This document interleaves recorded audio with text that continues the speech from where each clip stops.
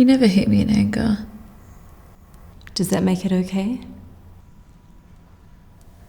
Oh, no, it was just for fun. He was just joking around, that's how he was. Did it ever hurt or scare you? I don't know.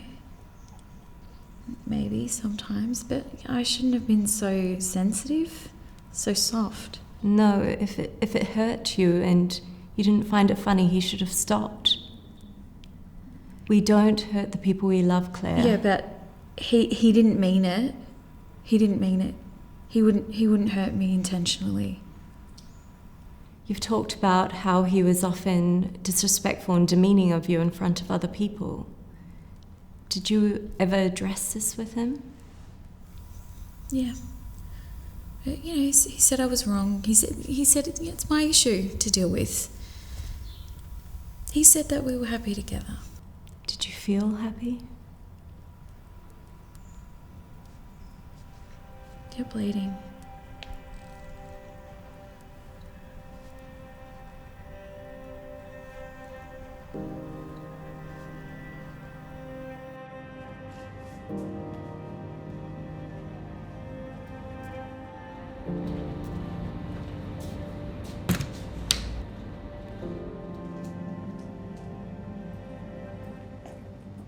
I've seen you here a few times now.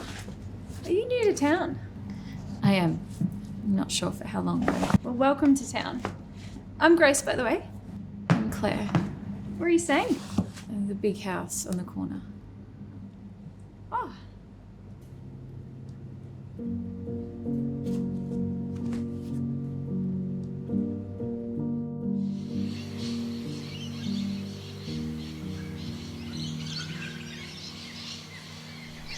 I spoke to my sister this morning. That's great. How is she? She's good. She's worried, but she's good. She's allowed to worry. Yeah, I know, I just feel so guilty. She spent so long checking in on me and backing me up. I didn't realise how anxious and scared I was until she showed me. Now I've taken myself away from everybody, including her, and I never even thanked her. I think she's just happy you're safe. That's all that matters to her right now. My friends think I'm being selfish by pulling away, but I mean, I don't know how to explain. How do I explain everything that's happening? Claire, how do I do Claire, that? other people do not govern your trauma.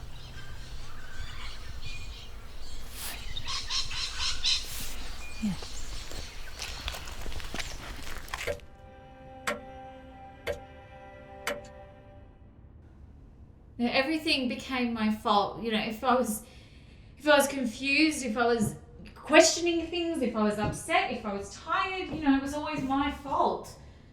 Whenever we had a disagreement, there was no room. There was absolutely no room for me to come in and say anything. I just sat there usually half the time, and he would always have something at the go, just ready to go.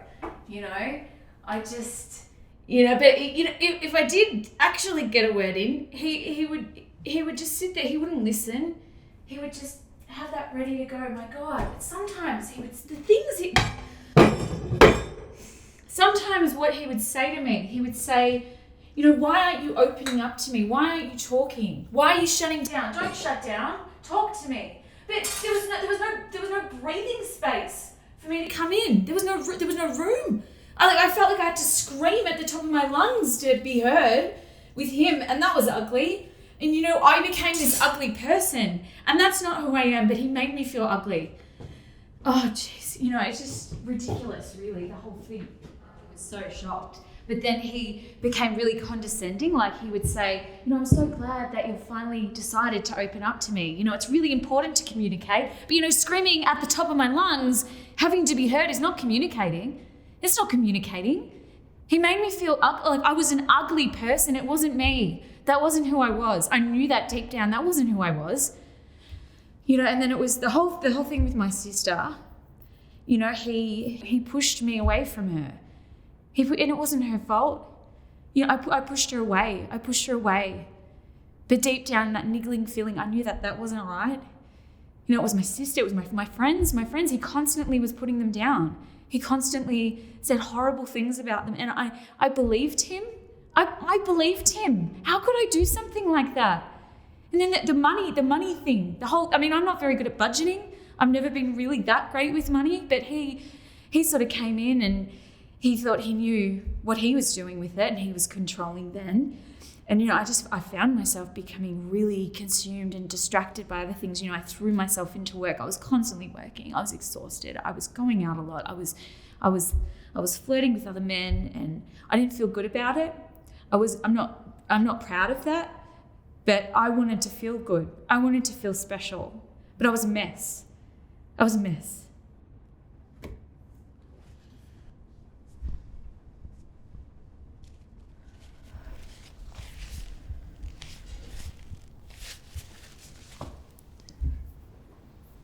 But even at the end, I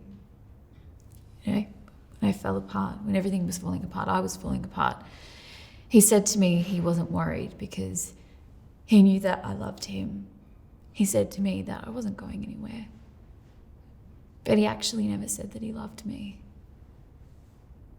If things weren't going his way, he would fight, he would yell. He always liked to be the one that was in control.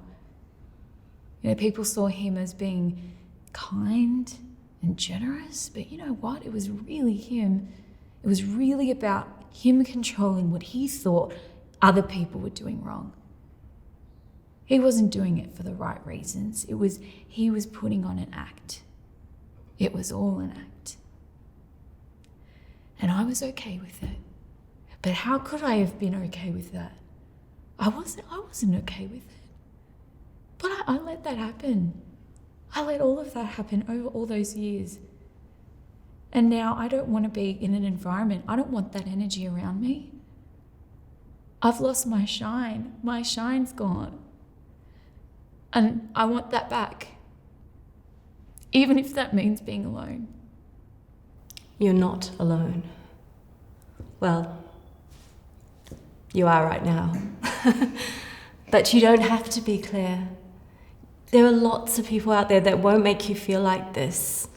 And you didn't like the person you become around him, and now you can rediscover who you are and what you want. Yeah.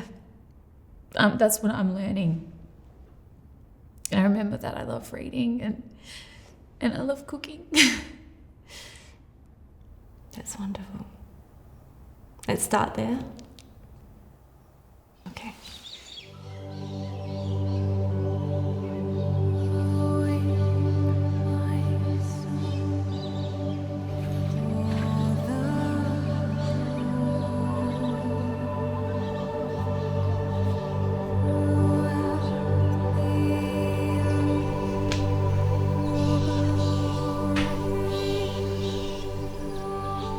At least he didn't do that to me. Damage is not necessarily measured by physical scars.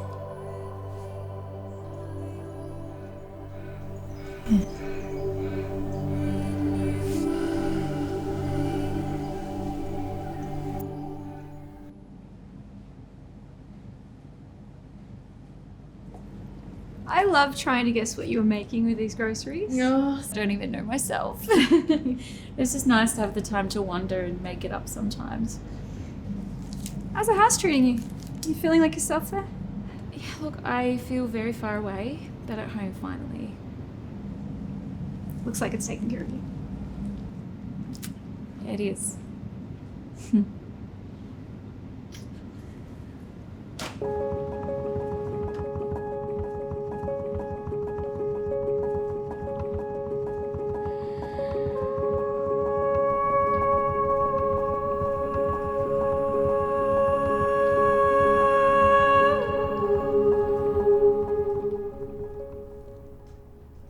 I can never understand new technology.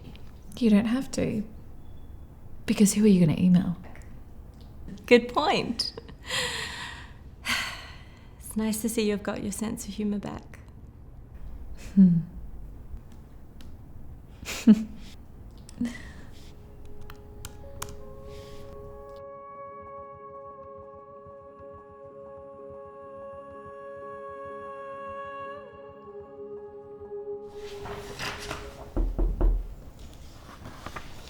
One at the end of their journey, another beginning. Will your work ever be done? I'll be here for as long as I'm needed. Thank you for everything. That's what this house is for.